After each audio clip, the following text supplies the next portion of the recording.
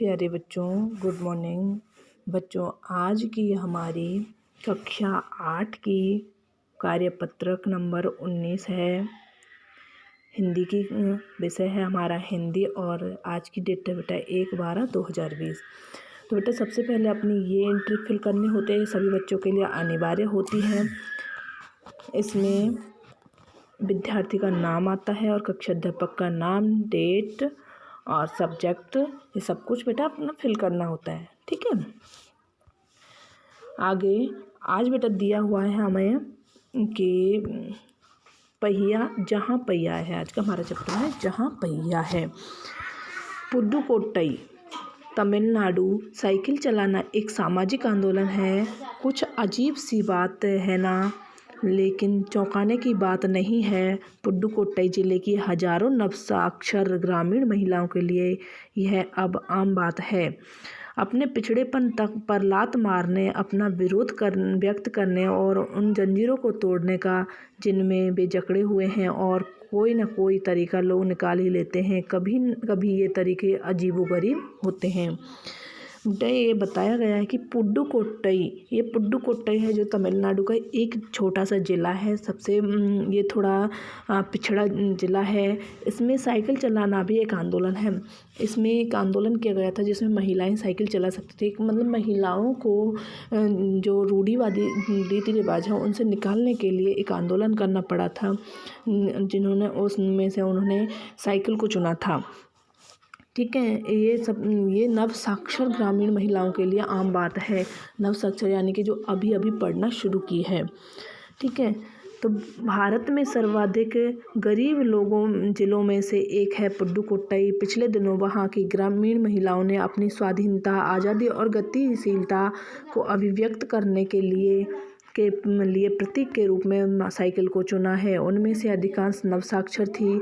अगर हम 10 वर्ष से कम उम्र की लड़कियों को अलग कर दें तो इसका अर्थ यह होगा कि यहाँ ग्रामीण महिलाओं के 1/4 हिस्से से साइकिल चलाना सीख लिया है, और इन महिलाओं में से 70,000 से भी अधिक महिलाओं ने प्रदर्शन एवं प्रतियोगिता जैसे सार्वजनिक कार्यक्रमों में बड़े गर्व के साथ अपने नए कौशल का प्रदर्शन किया, और अभी भी उनमें साइकिल चलाने की इच्छा जारी है। वहाँ इसके लिए कई प्रशिक्षण शिविर चल रहे हैं। ग्रामीण पुदुकोट्टई के मुख्य इलाके में अत्यंत रूढ़िवादी पृष्ठभूमि में से आई युवा मुस्लिम लड़कियां सड़कों से अपनी साइकिल पर जाती हुई दिखाई देती हैं।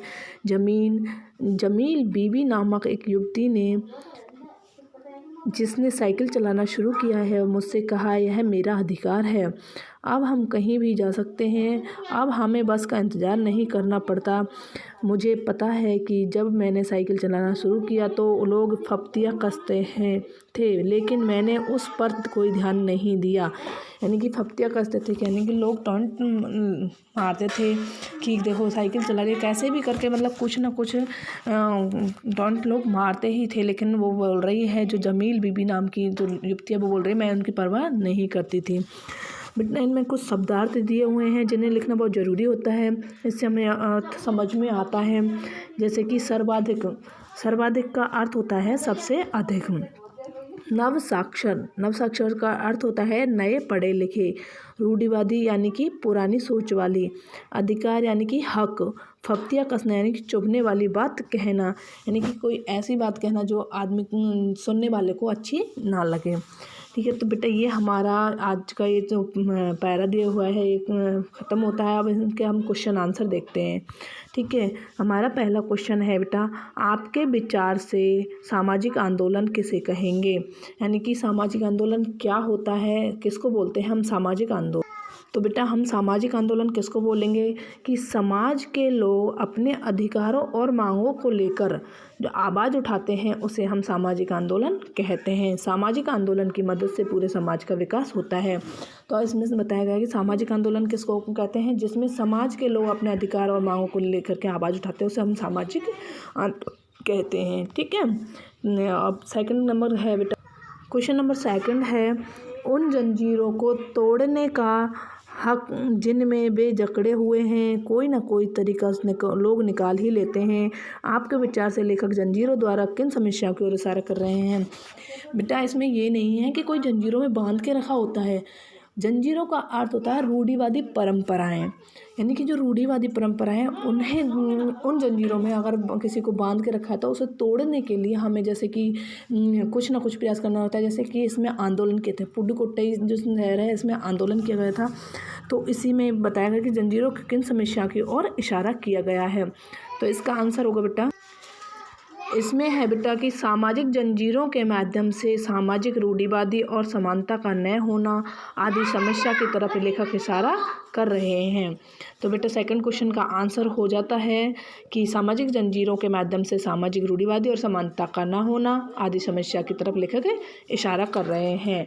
अब आता है, अब अगला नेक्स्ट क्वेश्चन है बेटा, पुडुकोट्टई स्थान का वर्णन पाठ में क्यों किया गया है? क्योंकि पुडुकोट्टई क्या तमिलनाडु का जो स्थान है इसका हमारे पाठ में वर्णन क्यों किया गया है, क्या कारण है जिसके कारण हमारे पाठ में इसका वर्णन किया गया है?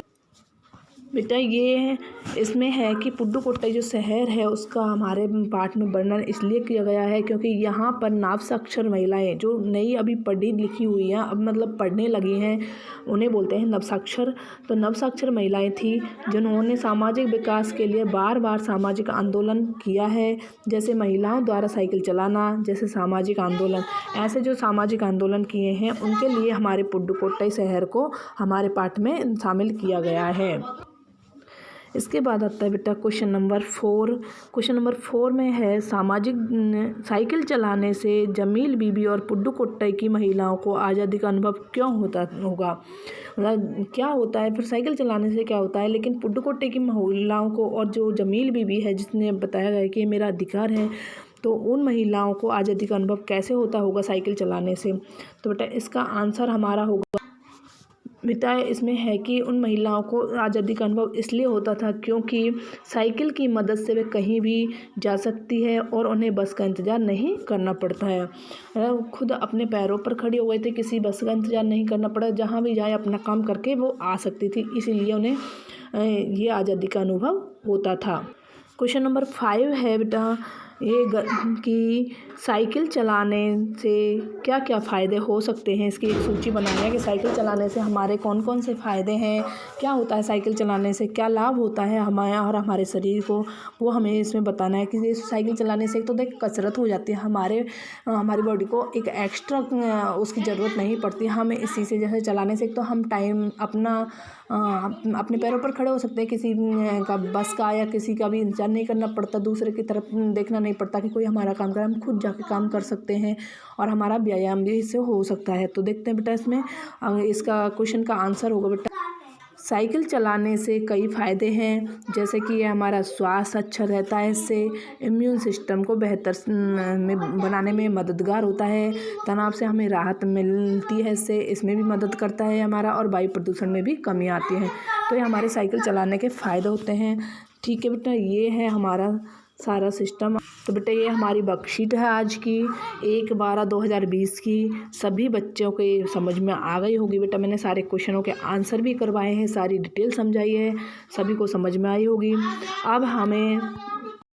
अब बेटा सभी बच्चों को ये होमवर्क करना है, कोई भी बच्चा रहना नहीं चाहिए बेटा। अगर किसी को कुछ भी अभी भी समझ में नहीं आ रहा हो तो मेरे से फ़ोन करके या मैसेज से बेटा पूछ सकते हो, लेकिन सभी का होमवर्क कंप्लीट होना चाहिए। ठीक है, हैव ए गुड डे बेटा।